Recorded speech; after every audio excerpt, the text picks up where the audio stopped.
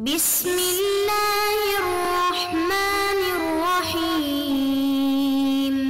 بسم الله الرحمن الرحيم. الحمد لله رب العالمين والعاقبة للمتقين والصلاة والسلام على أشرف الخلق والمرسلين وعلى آله وأصحابه وأتباعه أجمعين أما بعد. عزیز طلباء، کتاب الہدایہ جز 40 کا سبق نمبر 148 ہے، اور اس سبق میں ہم مثل جنس الکفالۃ بالدین عن المیت کے متعلق بات کریں گے، اور کتاب کی عبارت وَإِذَا مَاتَ الرَّجُلُ سے لے کر لِأَنَّهُ تَمَحَّضَ أَمَانَةً فِي يَدِهِ تک ہوگی۔ آتے ہیں سبق کے متعلق اصول کی طرف۔ تو اصل نمبر 1، العجز اصلا سبب السقوط، کہ بالکل عاجز ہونا ادائیگی سے تو یہ دین کے ساقط ہونے کا سبب ہے۔ اصل نمبر 2، کل حق لا سبیل لاستیفاء یسقط فی حق احکام الدنیا، کہ ہر ایسا حق کہ اس کا وصول کرنے کے لیے کوئی راستہ نہ ہو تو یہ دنیا کے احکام کے حق میں ساقط ہو جاتا ہے۔ اصل نمبر 3، الکفالۃ بالدین الساقط باطلۃ، کہ دین ساقط پر کفیل بننا یہ باطل ہے، بلکہ صحت عقد کفالہ کے لیے ضروری ہے کہ دین ثابت ہو۔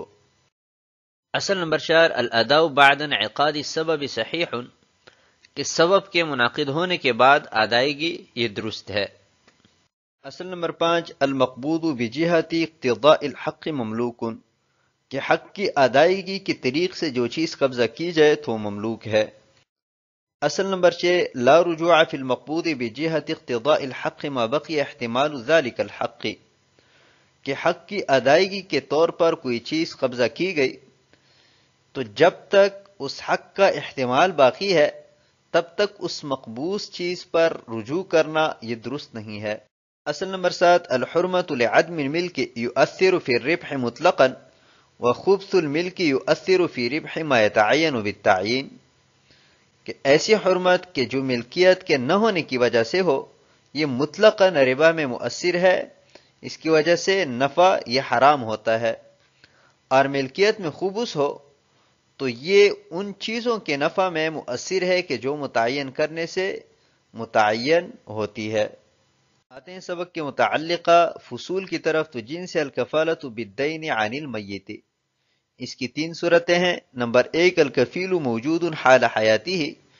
مریض کی موجودگی میں کفیل موجود تھا، کسی نے عقد کفالہ کو قبول کیا تھا، تو جب یہ مر جائے مرنے کے بعد وہ کفیل نیابتاً اس کی طرف سے ادائیگی کرے گا۔ فصل نمبر 2، ترک المیت مالا فتکفل بالاداء احد، کہ میت نے ترکہ چھوڑا ہے اور اس کے مرنے کے بعد کوئی کفیل بنا ہے تو یہ کفالت درست ہے۔ فصل نمبر 3، لا ترکت ولا کفیلا، کہ اس حال میں مرا ہے کہ نہ تو جو ہے ترکہ چھوڑا ہے اور نہ ہی کوئی کفیل، تو اس میں اختلاف ہے جس پر انشاءاللہ عبارت میں بات ہوگی۔ آتے ہیں کتاب کے عبارت کی طرف۔ قال وَإِذَا مَاتَ الرَّجُلُ وَعَلَيْهِ دُيُونٌ وَلَمْ يَتْرُكْ شَيْئًا فَتَكَفَّلَ عَنْهُ رَجُلٌ لِلْغُرَمَاءِ لَمْ تَصِحَّ عِنْدَ أَبِي حَنِيفَةَ رَحِمَهُ اللَّهُ تَعَالَى، وقال تصح لأنه كفل بدين ثابت لأنه وجب لحق الطالب ولم يوجد المسقط، ولهذا يبقى في حق أحكام الآخرة ولو تبرع به إنسان يصح، وكذا يبقى إذا كان به كفيل أو له مال۔ اور اگر کوئی شخص اس حال میں فوت ہوا کہ اس کی ذمہ قرضے ہو اور کچھ مال نہ چھوڑا ہو، پھر اس کی طرف سے قرض خواہوں کے لیے کوئی کفیل بنا، تو امام صاحب کے ہاں یہ کفالت درست نہیں ہے، اور صاحبین فرماتے ہیں کہ درست ہے اس لیے کہ وہ دین ثابت کا کفیل بنا ہے، کیونکہ وہ مکفول لہو کے حق کے لیے واجب ہوا ہے، اور ساقط کرنے والی کوئی بات نہیں پائی گئی۔ یہی وجہ ہے کہ آخرت کے احکام کے حق میں باقی رہتا ہے، اور اگر کوئی انسان تبرعاً ادا کرتا ہے تو یہ درست ہے، اور اسی طرح اس کو کوئی کفیل باقی ہو یا اس کا کوئی مال بچا ہو۔ وَإِذَا مَاتَ الرَّجُلُ عَلَيْهِ دُيُونٌ، اس عبارت میں مسئلہ بیان کیا گیا ہے کہ ایک شخص بحالت افلاس فوت ہو کر اپنے ترکے میں کچھ نہیں چھوڑا اور اس کی ذمہ بہت سارے قرضے ہیں، تو ایک شخص قرض خواہوں کے لیے اس میت کی طرف سے کفیل بنا تو یہ کفالت درست ہے کہ نہیں ہے، تو یہ مسئلہ مختلفی ہے امام اعظم ابو حنیفہ اور صاحبین رحمہم اللہ تعالی کے مابین۔ امام صاحب فرماتے ہیں کہ یہ کفالت درست نہیں ہے، اور صاحبین فرماتے ہیں کہ یہ کفالت درست ہے۔ لأنه کفل بدین ثابت، یہاں سے صاحب ہدایہ صاحبین کی دلیل بیان فرما رہے ہیں کہ شخص جو کفیل بنا ہے یہ دین ثابت اور دین صحیح کا کفیل بنا ہے، کیونکہ ایسا دین ہے کہ یا تو ابراء سے ساقط ہوتا ہے یا ادائیگی سے۔ تو یہاں پر نہ تو قرض خواہوں کی طرف سے میت کو بری کیا گیا ہے اور نہ ہی میت نے اس کو ادا کیا ہے، تو یہ دین صحیح ہے، اور صحت عقد کفالہ کے لیے دین صحیح کا ہونا یہ ضروری ہے۔ لأنہ وجب لحق الطالب، اس کے دین ثابت ہونے کی دلیل یہ ہے کہ میت کی زندگی میں قرض خواہوں کے حق کے لیے یہ دین واجب ہوا تھا، تو جب اس کا وجوب ثابت ہوا تو یہ اسقاط تین وجوہات میں سے ایک وجہ کی بنا پر ہو سکتا ہے، جیسا کہ ہم نے اصول میں بیان کیا ہے کہ یا تو قرض خواہ حق والے اس کو معاف کر دے، بری کر دیں، یا یہ شخص اس حق کو ادا کریں، یا سبب وجوب فسخ ہو جائے۔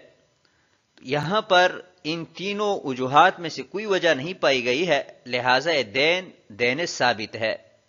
اور دین ثابت پر کفیل بننا یہ درست ہے۔ وَلِهَذَا يَبْقَى، صاحب ہدایہ فرماتے ہیں کہ دین کے قیام اور ثبوت ہی کی وجہ سے تو آخرت کے احکام کے حق میں یہ باقی ہے، یعنی میت سے قیامت کے دن اس دین کے بارے میں پوچھا جائے گا، تو یہ بھی اس کی دلیل ہے کہ دین ثابت اور قائم ہے۔ وَلَوْ تَبَرَّعَ بِهِ إِنسَانٌ، اس حالت میں اگر کوئی شخص تبرعاً اس میت کی طرف سے اس دین کو ادا کرتا ہے تو امام صاحب کے ہاں بھی درست ہے، لہٰذا جیسے تبرعاً ادائیگی معتبر ہے ایسے ہی اس کا کفیل بننا بھی درست ہے۔ وَكَذَا يَبْقَى إِذَا كَانَ بِهِ كَفِيلٌ،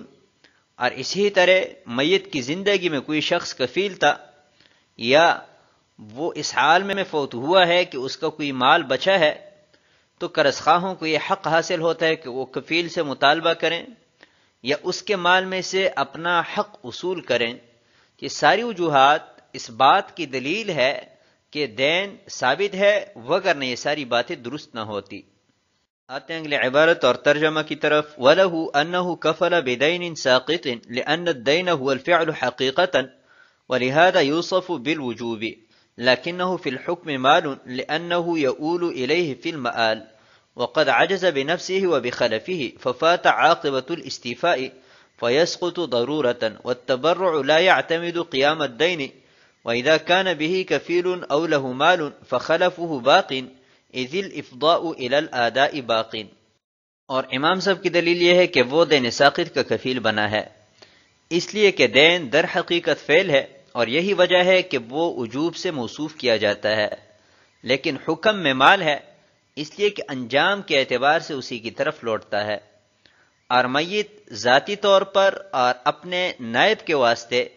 قرض کی ادائیگی سے عاجز ہوا ہے، لہذا اصولیابی کا انجام فوت ہوا، پس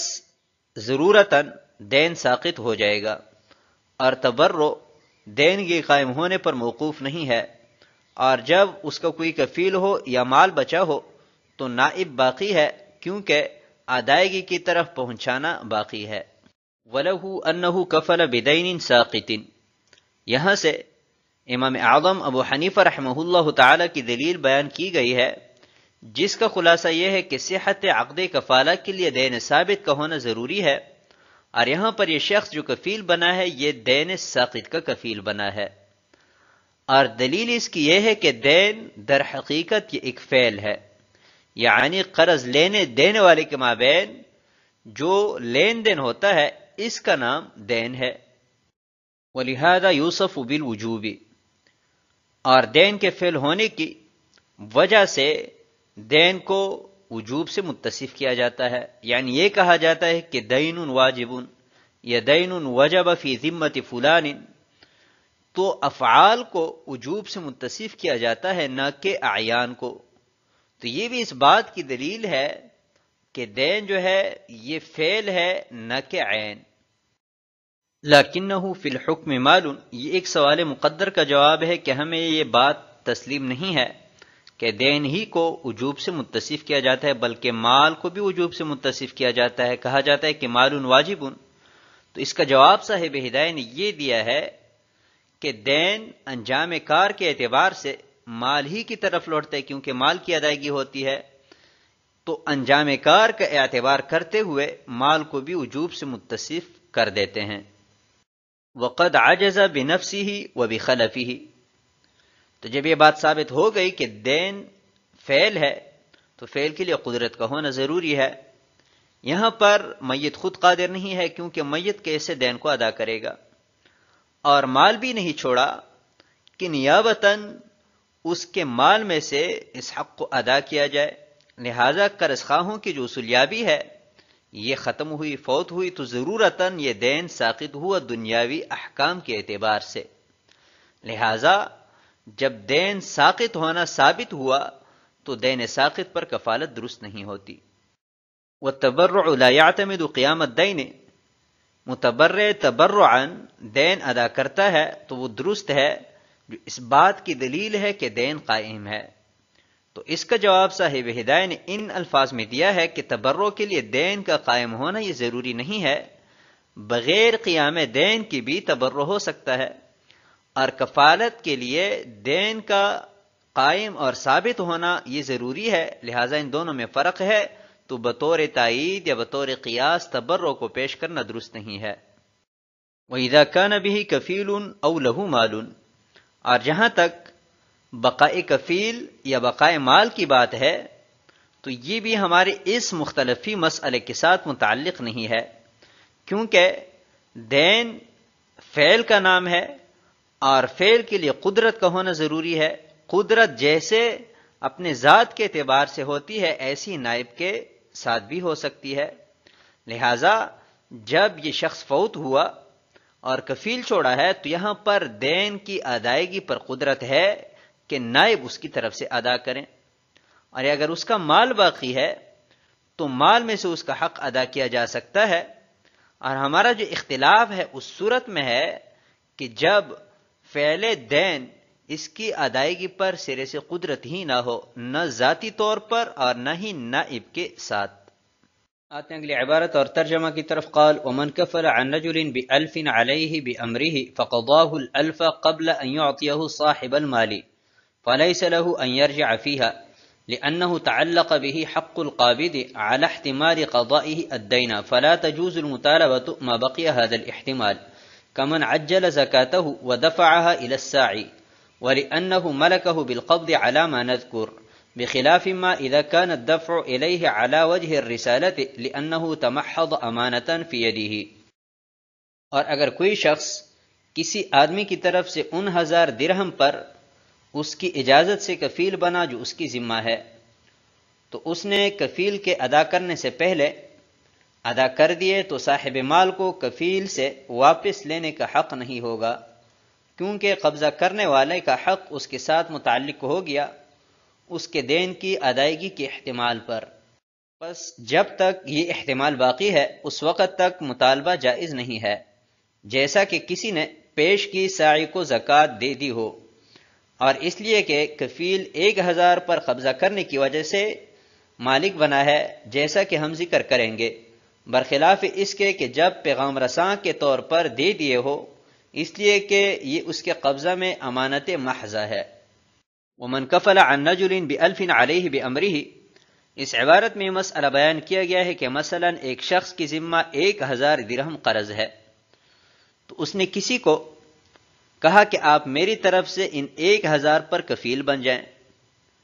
تو اس شخص نے عقد کفالت قبول کی اور اس کی طرف سے اس 1000 پر کفیل بنا، لیکن کفیل کی مکفول لہو کو ادائیگی کرنے سے پہلے مکفول عنہ نے کفیل کو 1000 درہم دیے۔ اب اس صورت میں مکفول عنہ کو یہ حق حاصل نہیں ہے کہ وہ کفیل سے یہ 1000 درہم واپس لیں، لأنه تعلق به حق القابض۔ یہاں سے ذکر کردہ مسئلے پر صاحب ہدایت 3 دلائل ذکر فرما رہے ہیں۔ پہلی دلیل یہ ہے